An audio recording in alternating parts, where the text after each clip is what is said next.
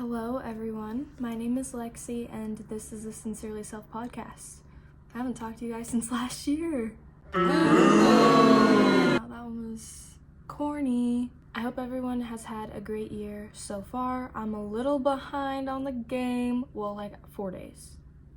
We're already 4 days into the year. My bad. I have been spending a lot of time with my friends and family the last couple weeks. I feel like that's kind of where everyone has been at.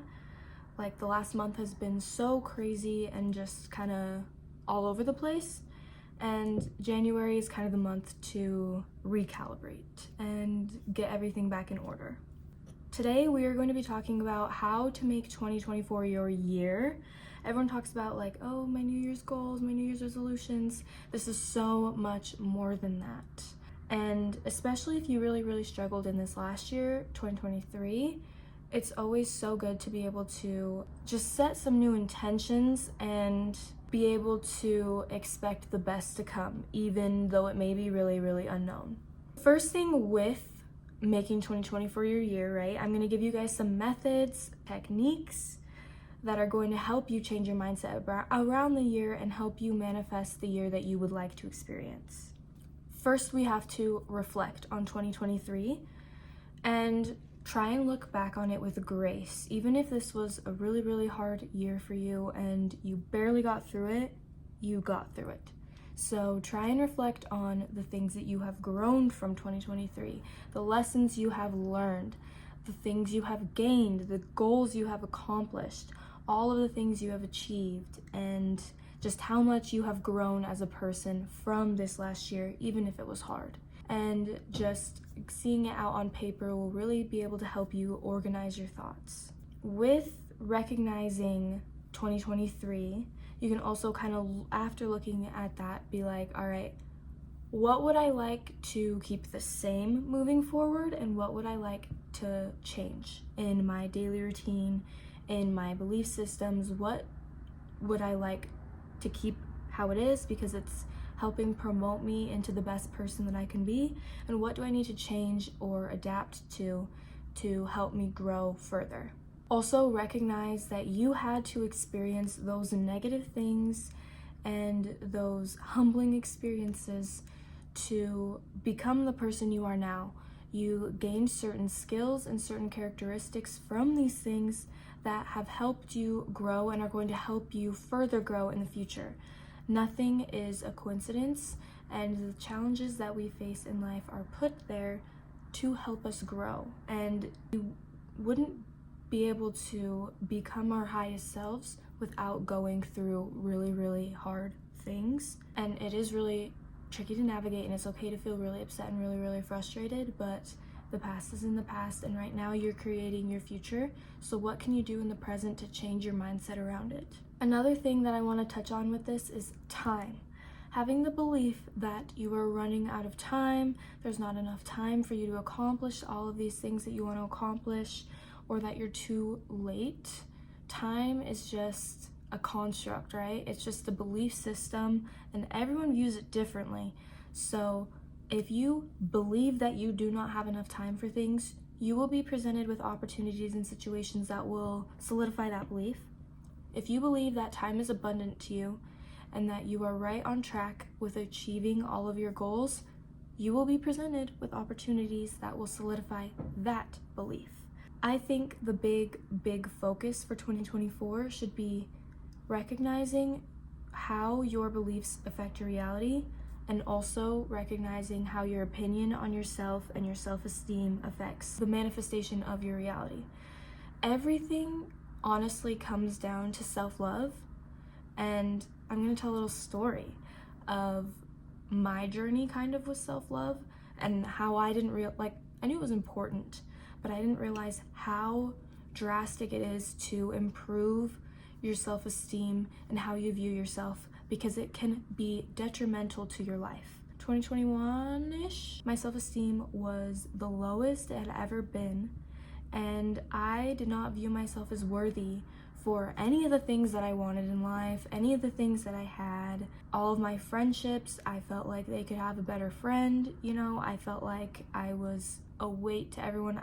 I genuinely did not view my worth, but You know, I was like, oh, I think I'm kind of pretty. Like, sometimes, you know, like, I thought my self-esteem was just normal for what we see in society. Like, I feel like a lot of people feel that way about themselves. And everyone's just like, oh, you know, that's how it is. Like, whatever. But it's not healthy to have that view of yourself. And people are getting in relationships with this mindset that they don't bring any worth. And when you view yourself like that, you are going to be presented with opportunities and situations that are going to solidify that for you. And you're not going to manifest the things that you want to manifest if you don't believe that you're worthy for it. So if you are trying to manifest having a very successful job, you want to make like 10K a month, if you do not view yourself as worthy of making that kind of money, you're not ever going to be presented with opportunities that would help you do that. You have to view yourself as worthy and view yourself as a prize. I'm not saying view yourself as higher than everyone else, but view yourself as worthy and that you bring something to the table. That's the main thing that I think I want to try and get across with this podcast, is that your self-esteem and your self-love is the stepping stone for everything else in the self-improvement kind of environment. So that was kind of like a little tangent on the side, but with all of these methods that I'm going to give you, your mindset and your belief systems need to be in check before you can start these things. So shadow work, journaling, looking back at my past episodes, I have a lot on being able to heal your belief systems and your mindset. So I recommend working on that first before you start getting really, really into this. And you will see the improvements just from working on those things. And it doesn't need to be anything crazy, just, you know, affirmations, that kind of thing. And you will see a difference. But now let's move on to the different things you can do to set up your year the way that you want it to go. Setting goals is going to be the first thing we talk about. And I want to start it off by saying, if you set unrealistic goals, you are setting yourself up for failure. If you set way too big of goals, you are setting yourself up for failure. The most beneficial method for reaching your goals is setting a bunch of small goals to reach the goal that you want to get to. Because if you are constantly able to feel proud of yourself, feel accomplished from these small goals, these small stepping stones to what you want to do, you will be able to achieve your goals and you won't feel burnt out when you get there, and you will be able to do it under a lot less stress. So set a bunch of realistic goals for yourself to start working towards where you want to be. Setting goals in every single aspect of your life for how you want to show up for other people, the type of job you want to have, the hobbies you want to have, the new morning routine you want to do, anything in your life. Set a bunch of small goals to get to that big goal that you want to get to, and you will be able to reach it. But jumping from one thing to another a lot of the time is just really stressful. Sometimes it works, but it's always more beneficial to set small goals to reach your big goal. The next one I want to talk about is your higher self, your best self. What would they do in this year? What morning routine would they have? What job would this version of you have? How would this version of you interact with others? What values does this version of you have? Does this version of you go out every weekend, or does this version of you travel all the time? What are the things that the highest version of you does? Like, sit down and think about all the characteristics that you would like to embody, like the dream version of you embodies, and start showing up as them every day. Like, when you go to make a decision, would my higher self do this? Would my best self do this?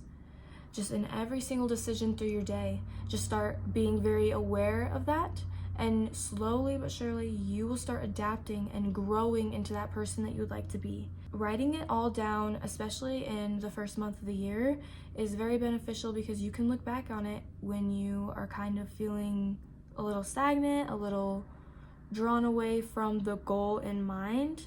You can look back and just kind of be like, okay, I know who I want to be. Like, these are the things that I'm working towards doing. And I can make the choice every day to show up as that version. Okay, the next one is kind of a manifestation method, I guess you could say. It is writing a journal entry and dating it for a future point in time. Let me elaborate a little bit. You're going to write down in your journal date it for a specific day that you want to have all of these things. You want to be living this certain life. And don't be very potent on the day. Like, adding details to this does add benefit, but don't be so dependent on the day. Be more dependent on the fact that you're going to be living as if you are this version of you already, this future version of you. So while you're writing this journal entry, you're going to write in past tense, like in the present of being on that day, the things that you have accomplished in the life that you are living then. The key to this is putting emotion into it. You need to, if you took a creative writing class in high school, this is going to come in handy. Be very, very descriptive with the things that you're accomplishing. Show gratitude. I am so, so grateful that I have been able to buy my dream car, and I got it for such a good price. It's amazing. It works perfectly, whatever. I'm so grateful that I was able to get into my dream apartment. I have the perfect decor for my apartment. Like, writing it as if you already have this thing. You're already living this life that you are dreaming of. And feel the emotions behind it. So as you're writing this down, how would you feel if these things were really happening to you? Like, Delulu. We're getting Delulu here, okay? Write these things down as if you are already experiencing them, and feel the emotion behind it. So feel the gratitude, feel the excitement, feel the newness, feel it as if it's already yours, because energetically it is. We are not drawn towards things that we are not aligned with. So all of the interests you have, all of the things that you crave, this is because to some extent, energetically you are aligned with this. So believe that it is possible. Believe that everything you're writing is going to happen. Words are so powerful and very potent to our subconscious mind. So write these things down like they have already happened. Feel all of the emotions with it. Feel the gratitude most of all. And set in the knowing state that these things are going to happen to you. But don't be attached to the outcome. Be excited for these things to happen, but detached. Like, don't focus on this every single day. Like, what if this doesn't happen by this date? Write it down. Know that these things are going to happen, and close it and leave it until that day. Like I said, if you are drawn towards accomplishing these things and having these things, then it is aligned with you to some extent. This one is arguably my favorite method, vision boards. If you don't know what vision boards are, it's where you use the visual side of manifestation and you find pictures associated with all the things that you want to create in your life: business, work, love, friendships, home life, hobbies, anything. You use the visual side of it with these pictures, the repetition of looking at these pictures to manifest what you are desiring. So I love studying the mind and just kind of how it works. So I kind of looked into this to see, like, what really is it that makes it click with us that vision boards are effective. Basically, our brain does this thing called value tagging, which means it kind of runs through all the thoughts, all of the beliefs, everything we have, filters out what it views as unnecessary info, you know, the one that has not been repeated the most, the lesser value info, and sends it to your subconscious mind, and we're not aware of it. A vision board primes the brain to grasp opportunities that otherwise would be left unnoticed or would be filtered out by your brain as a subconscious thought instead. And we want these things to be conscious. We want them to be on the forefront of our brain. So the repetition with these pictures is kind of what makes it effective. What you can do with vision boards is some people print out all these pictures, like you can Google them. I use Pinterest. I make a Pinterest board. So I made one for 2024, all the things that I want to accomplish, the lifestyle that I want to be living, the things that I want to have in my life, pictures that represent that, pictures that when I look at them, I feel excited, I feel happy. And the key to this is looking at it pretty frequently. So go back and look at it every couple days, honestly. If you print it out, you can put it like over your desk or something. I'm on my desk. Just somehow using the visual side of manifestation to create what you are wanting to experience. All right, I want to end this episode with some journal prompts for you guys. I did that a couple episodes ago, I think, and I got good feedback on it. So I'm gonna give you guys some journal prompts to help you with creating this year and making it become one of the most beneficial years of your life. I also kind of want to mention really quick, with numerology, 2024 adds up to the number 8. And 8 is the number that represents abundance, specifically financial abundance, but honestly just abundance in all areas of your life. So go into this year knowing that it is supposed to represent abundance, and we hopefully will be able to see that through our life. But try and tap into that energy of knowing that this year is supposed to be abundant, so why wouldn't it be abundant for you? So we're going to do a few journal prompts for helping you create this year into what you are wanting it to be. What are 4 ways that you will push yourself out of your comfort zone this year? Where do you want to be this time next year? What would you like your morning and evening routines to look like? So write those down, kind of reflect on the answers, and be understanding with yourself, I think is one of the most important things. Be caring and understanding, because we're all human and we're gonna make mistakes, we're gonna have bad experiences, and we're gonna go through things that would not be ideal for us. But just be loving and kind towards yourself, because the more you are supportive towards yourself, the more you are understanding, the more you will believe you can achieve, and your belief systems run your entire subconscious and conscious mind. So try and improve how you feel about yourself. With that being said, I'm gonna end the episode here. I hope you guys really enjoyed this one. I know it was a little bit late. I wanted Tuesdays to be my posting day, and I started the year off with that incorrectly. So I don't know, we'll be posting sporadically, I guess, but the next couple episodes are going to be with guests, 2 in a row, so be excited for that. I'm super excited for it. I think it's going to be really good. The next 2 people coming on are 2 of my really close friends, and they're super talented, and I'm so excited for you guys to hear what they have to say and learn from their experiences as I have as well.